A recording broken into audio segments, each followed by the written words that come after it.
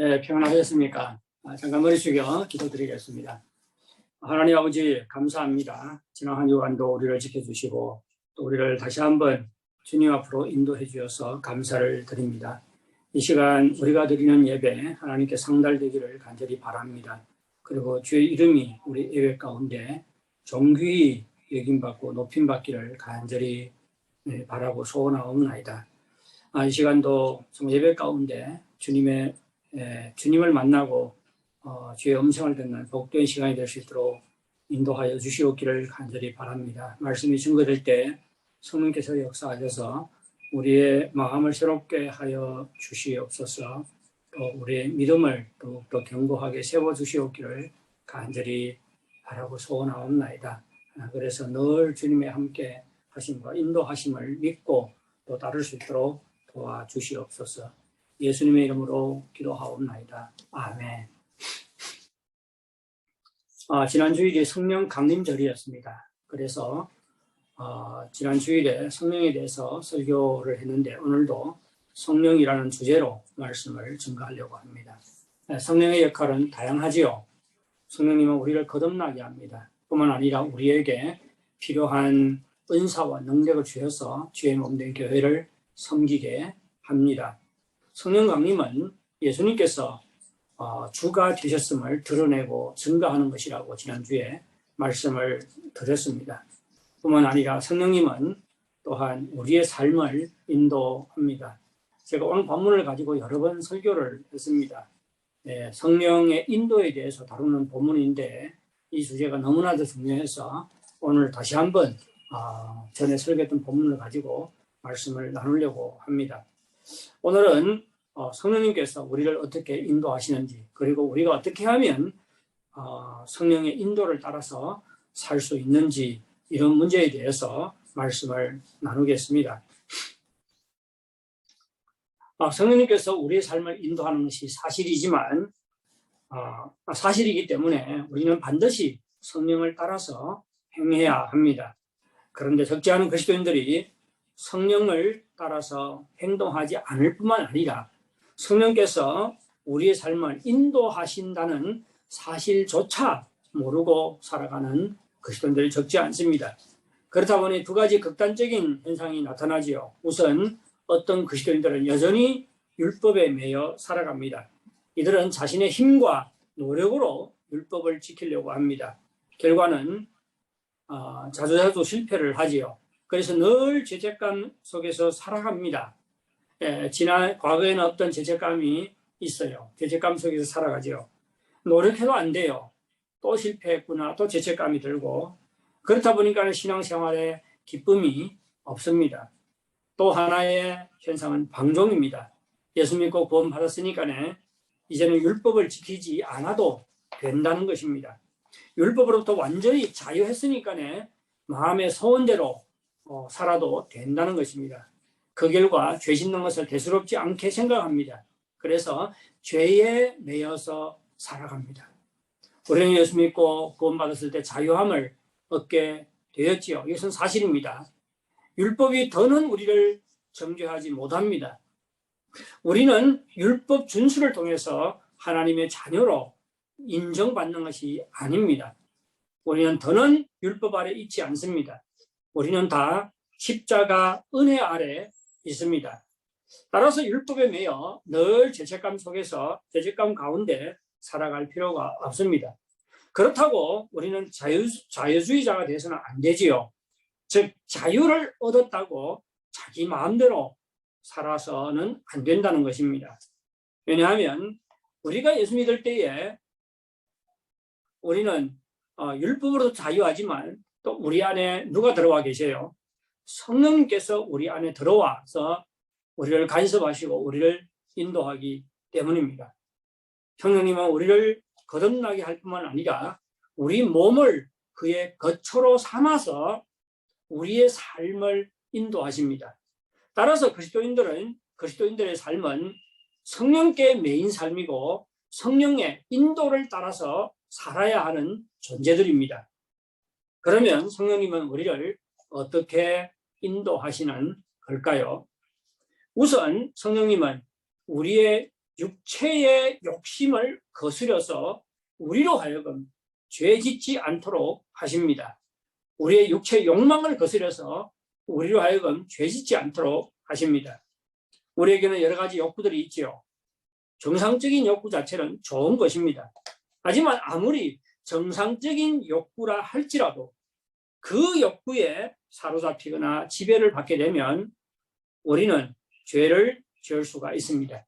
예를 들면 식욕 자체는 좋은 것이지요. 식욕이 있어야 음식을 먹잖아요. 또 음식을 즐길 수도 있고. 그런데 식욕 자체는 좋은 것이지만 우리가 식욕의 지배를 받게 되면 다른 사람의 음식을 빼앗아 먹는 죄를 범할 수가 있습니다. 그렇죠? 식욕 외에도 우리에게는 여러 가지 다른 욕구들이 있습니다. 정상적인 욕구는 좋은 것이지만 우리가 육체적 욕구, 즉 욕망의 지배를 받게 되면 죄를 짓게 됩니다.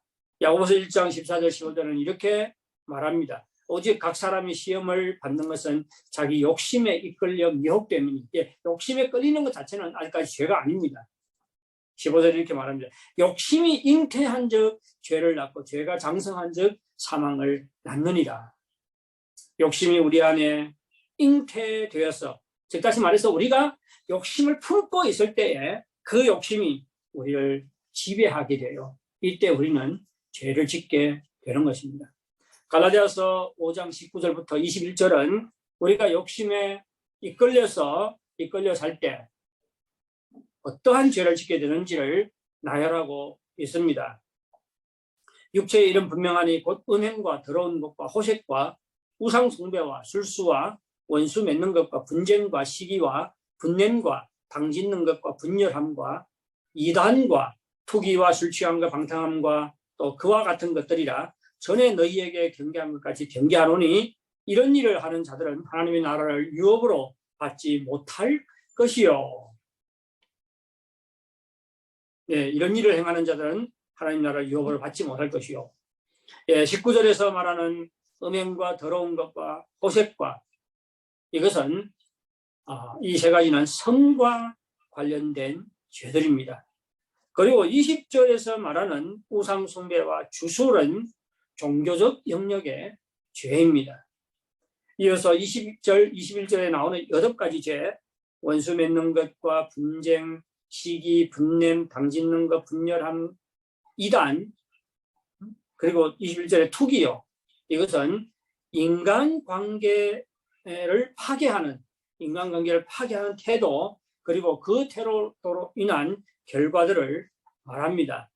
그런데 20절 마지막에 이단이라는 말이 있지요. 이단이라는 말 원문은 이단으로 번역할 수도 있고 분파로 번역할 수도 있습니다. 즉 다시 말해서 패를 짓고 무리들이 서로 싸우는 것을 말합니다. 이단들도 갈라져 나간 분파들이잖아요. 갈라져 나간 분파들이에요. 그런데 이것은 이단만 말하는 게 아니고 패를 짓고 무리들이 서로 싸우는 것을 말합니다. 그래서 당달 중원 성징 2번은 분열로 번역을 해 놓았습니다. 앞에 분열이 있네요. 그런데도 여기 분열로 또 다시 번역을 해 놓았습니다. 그저 갈라지는 것만 아니라 서로 싸우는 것을 말합니다. 그리고 마지막으로 중독에 해당하는 두 단어가 나오지요. 술 취함과 방탕함과 중독에 해당하는 죄입니다. 여기서 방탕함은 성적 방탕이 아니라 지나친 음주를 가리킵니다. 이는 쾌락에 취하게 하는 물질과 행위에 집착하는 것을 말합니다. 우리가 육체의 욕심을 따라 행할 때 우리는 여기서 기록된 죄의 열매들을 맺게 됩니다. 만일 우리가 육체의 욕망대로 행하게 되면 우리의 육체가 다 망가지지요. 이러한 죄의 열매들을 맺을 뿐만 아니라 우리의 육체가 망가집니다. 몸을 깨끗하게 건사하지 못하고 술에 취하고 방탕하게 몇 년을 보내고 나면 몸에 여러 가지 병이 찾아옵니다. 뿐만 아니라 가족들에게도 지울 수 없는 상처를 안겨주지요. 그리고 사회생활도 보면 엉망입니다. 서로 시기하고 분을 내고 분쟁하고 행복하게 살지를 못해요. 하지만 이러한 것들보다도 더 무서운 결과가 있습니다. 오늘 본문은 우리에게 어떠한 엄중한 경고를 하고 있습니까? 21절에 보면 이렇게 말합니다. 전에 너희에게 경계한 것 같이 경계하노니. 중요하다는 말이죠. 뒤에서 말하는 말이 중요하다는 말입니다. 전에 너희에게 경계한 것 같이 경계하노니 이런 일을 하는 자들은 하나님의 나라를 유업으로 받지 못할 것이요. 하나님의 나라를 유업으로 받지 못한다. 구원받지 못한다는 것입니다. 구원받지 못한다는 것입니다. 그러면 이런 일을 한 번만 해도 구원받지 못한다는 것일까요? 그렇지 않습니다. 이는 이따금 저지르고 또 회개하는 사람들을 말하는 것이 아닙니다. 이런 일을 행하는 자들은 습관적인 행동을 하는 것을 말합니다. 습관적으로 이런 죄들을 짓는 것을 말합니다. 이런 죄들에 빠져서 살아가는 자들을 말합니다. 이와 같이 죄에 맞서 싸우지 않고 지속적으로 육체의 욕망에 이끌려 사는 자들을 가리키는데 이런 자들은 구원받지 못한다는 것이죠. 왜요? 이들은 자신들이 예수 믿는다고 착각하고 있을지는 모르지만 전혀 구원받지 못한 자들이기 때문입니다. 예수 믿는 사람들이 아니에요. 예수 믿는다고 하면서 어떻게 이러한 죄에 빠져 있을 수가 있겠습니까? 육체의 욕심은 강력한 힘이 있지요. 그래서 우리를 지배하고 우리를 죄의 신년으로, 죄의 늪으로 밀어넣을 수가 있습니다.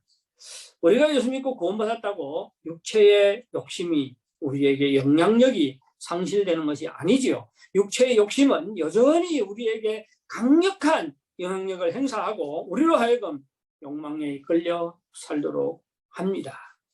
만일 우리가 육체의 욕구에 지배를 받고 이끌려 살게 되면 죄를 짓고 타락하게 됩니다.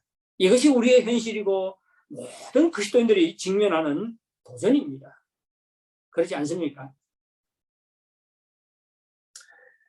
그런데 감사한 것은 우리 안에 우리를 죄짓게 하는 육체의 욕구보다 더 강력한 힘이 있습니다.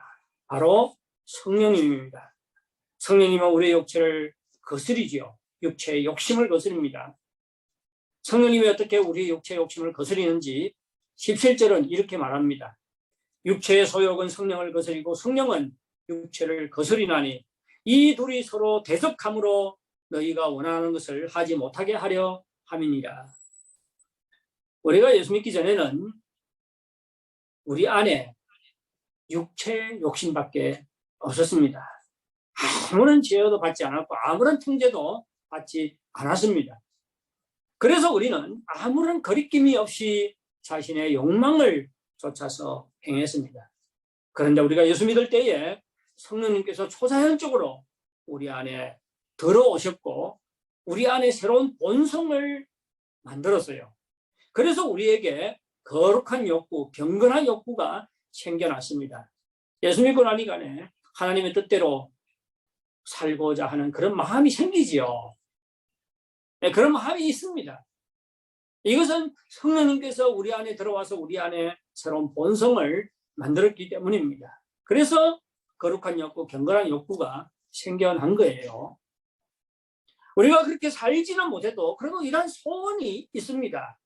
그래서 두 가지 소원이 있지요. 하나는 죄짓고 싶은 소원이 있습니다. 또 하나는 거룩하게 하나님의 뜻대로 살고자 하는 소원이 있습니다. 우리 안에는 육체적인 욕구, 죄악된 욕구와 또 거룩한 욕구가 병존합니다. 같이 존재합니다. 우리 육체는 우리가 죄악된 욕구에 따라서 행하도록 우리를 이끌지요. 그래서 우리가 예수 믿게 되면 성령님은 우리를 거룩한 욕구에 따라서 살도록 우리를 이끕니다. 예, 육체의 욕심도 우리를, 성령님도 우리를 이끌어가요.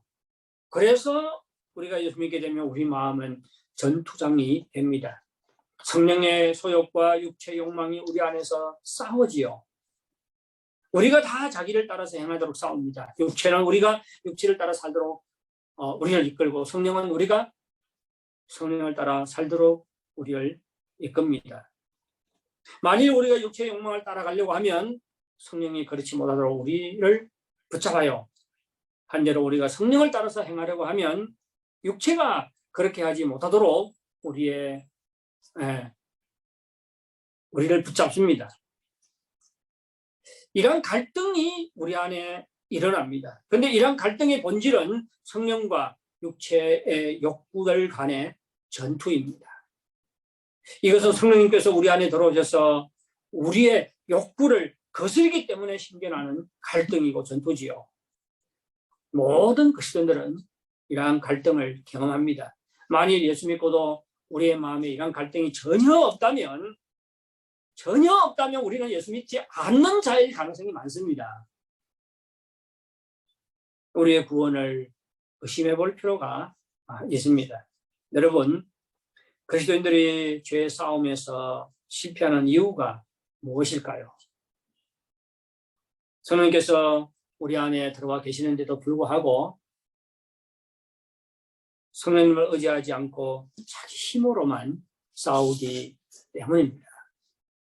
우리가 육체의 욕심을 거스리는 성령님을 의지하지 않고 우리 자신의 노력으로 하나님의 말씀을 지키려고 하면 실패할 수밖에 없습니다.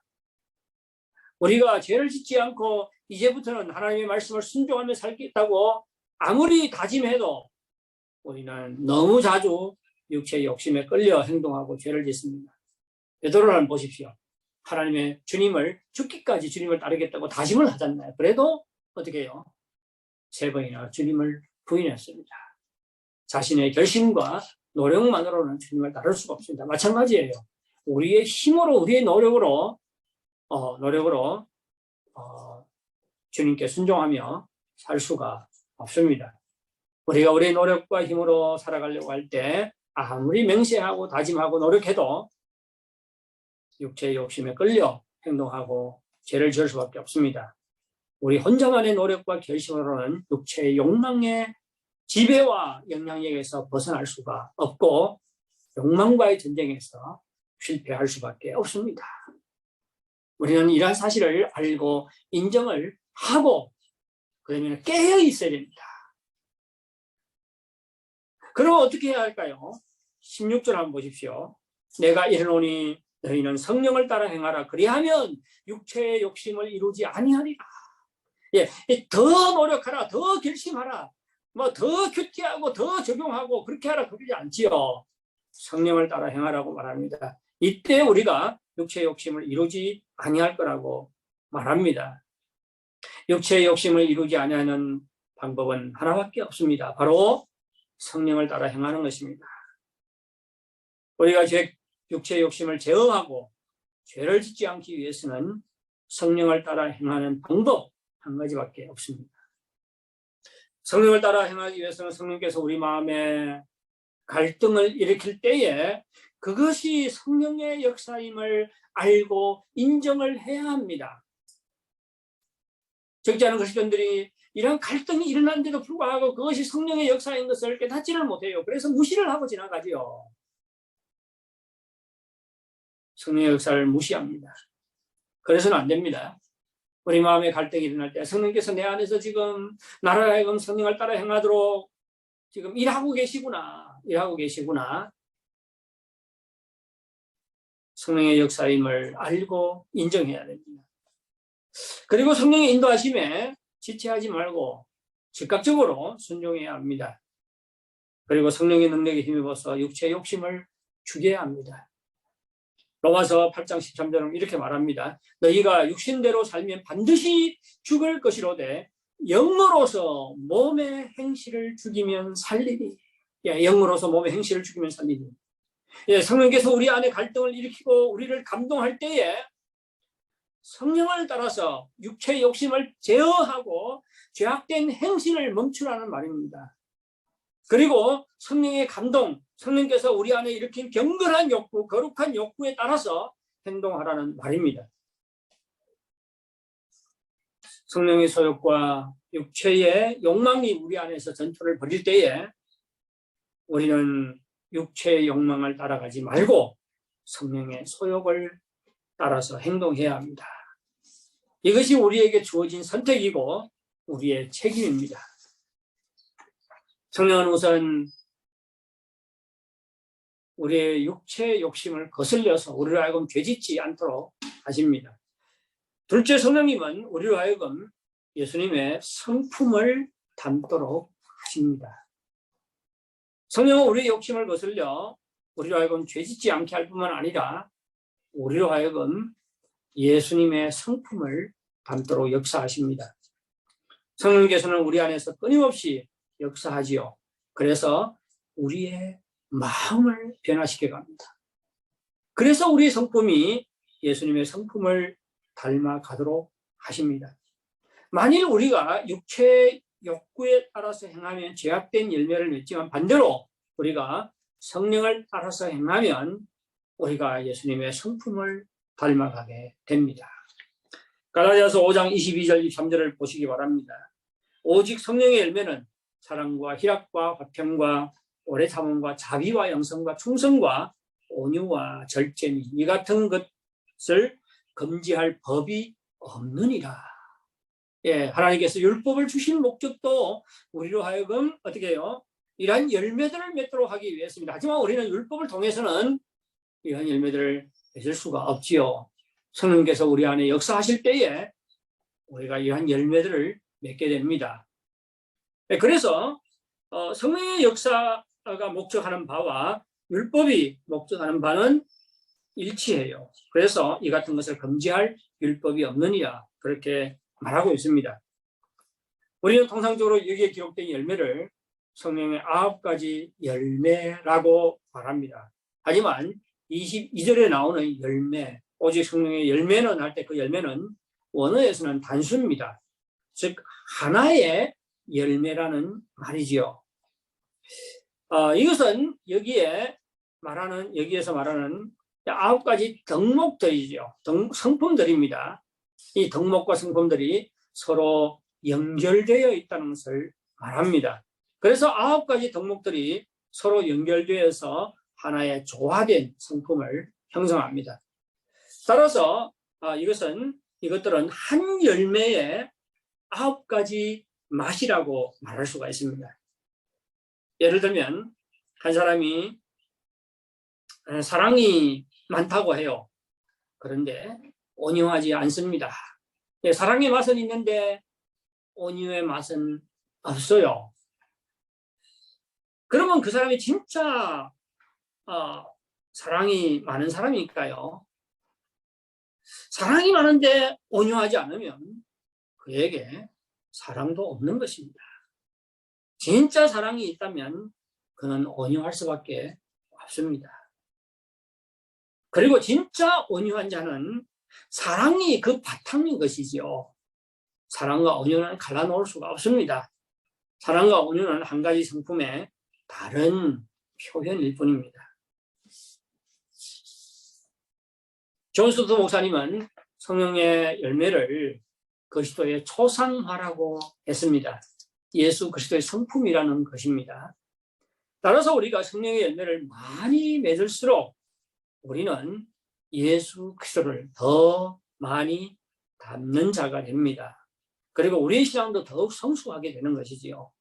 성령의 열매를 맺어 예수 그리스도를 닮도록 하는 것, 이것이 바로 성령님이 우리 안에서 하시는 또 하나의 역사입니다. 우리가 예수 그리스도의 성품을 닮아 이러한 덕목들을 소유하게 될 때에 우리 자신이 더욱 행복해질 거예요. 보십시오. 사랑이 많으면 행복합니다. 사랑받는 것도 행복하지만 사랑이 많아서 사랑하고 그러면 행복해요. 사랑이 많으면 상처도 받지 않아요. 사랑이 많은 사람들은 너그럽잖아요. 사랑이 많으면 어떻게 포용을 하지요.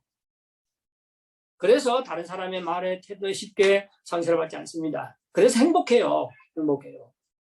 이런 덕목토를 소유하게 될 때 우리 자신이 더욱 행복해집니다. 그리고 다른 사람들도 우리로 인해서 행복해질 것입니다. 우리의 가족들이 행복해져요.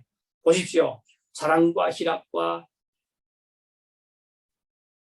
평과 이런 상품들이 있으면 가족 식구들이 행복하지 않을까요? 행복합니다. 다른 사람을 행복하게 합니다.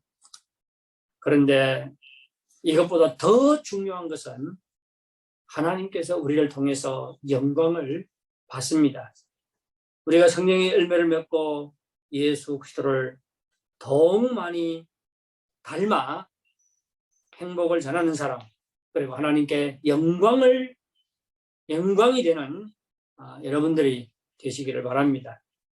성령님께서는 소극적인 면에서 우리로 하여금 육체의 욕망과 죄를 이기도록 하지요.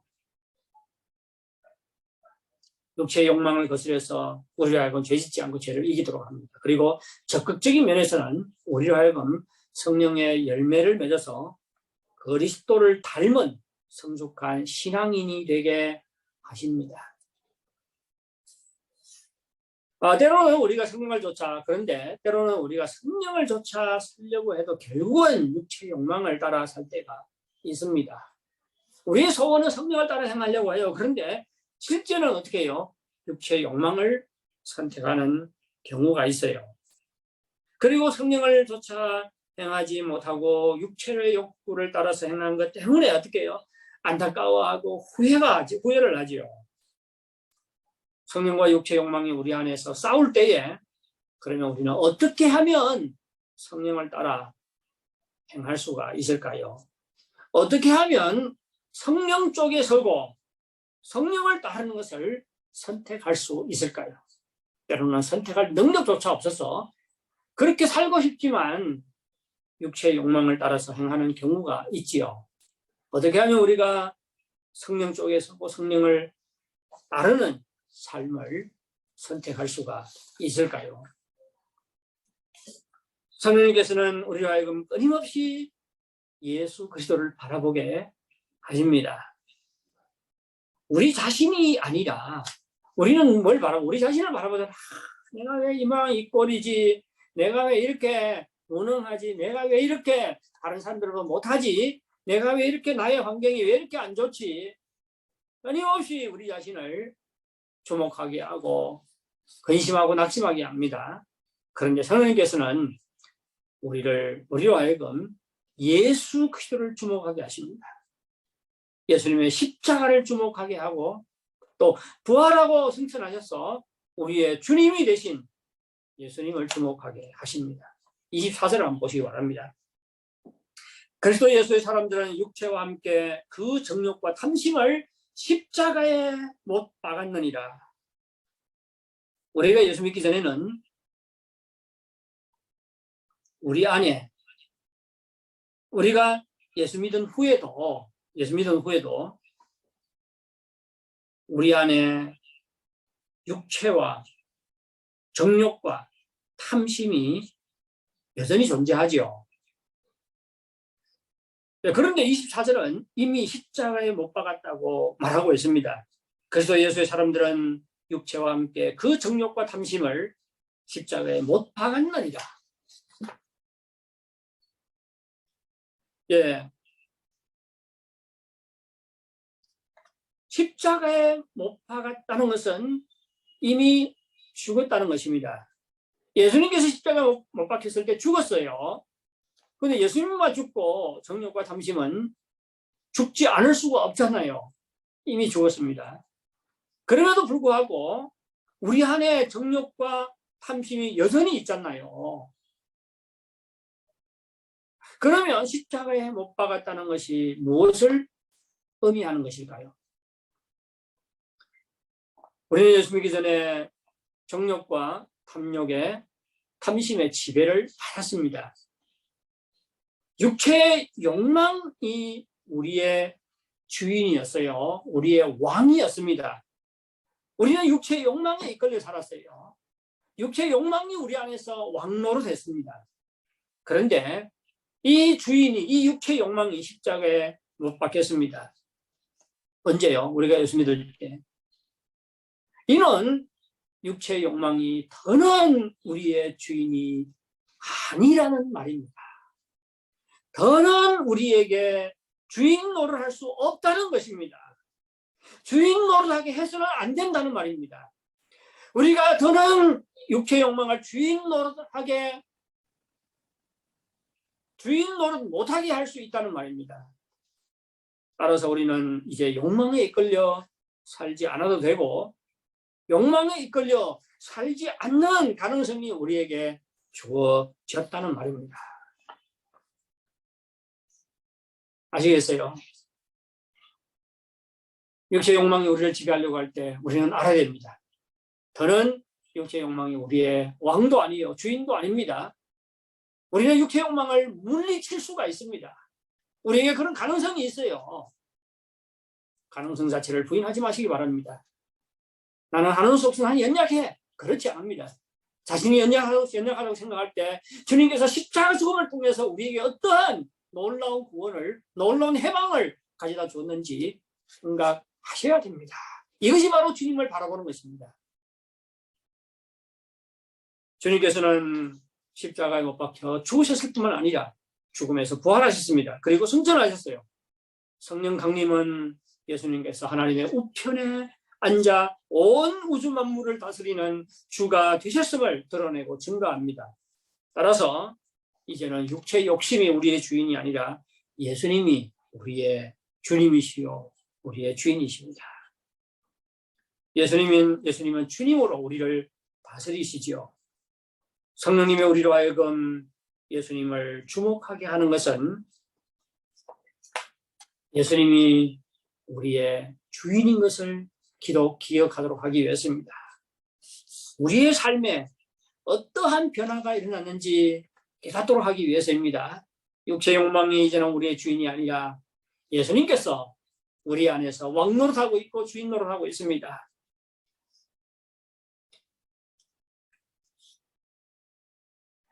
우리가 주님을 주목을 할 때, 예수님을 주목할 때 육체의 욕망을 거절하고 주님의 다스림을 받는 힘을 얻을 수가 있습니다.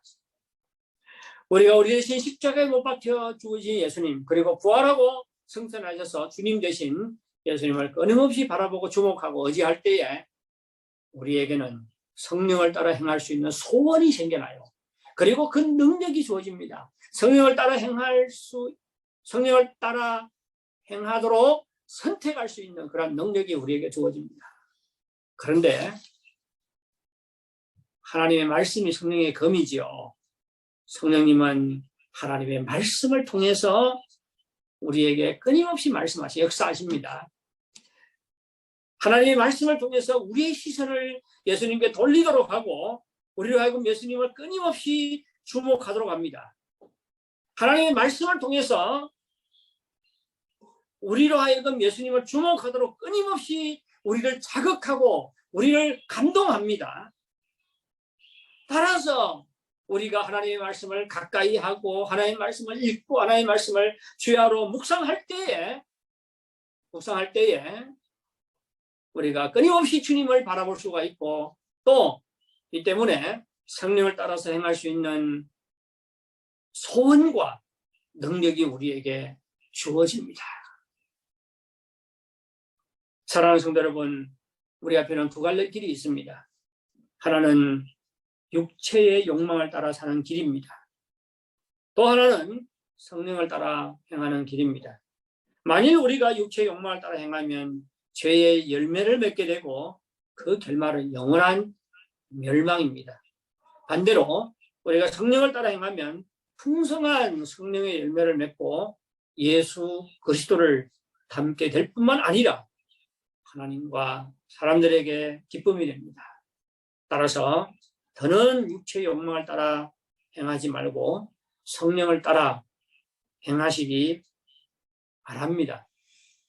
성령의 힘에 입어서 육체의 욕망을 거스리고 죄의 길로 가는 발걸음을 멈출 수 있기를 바랍니다.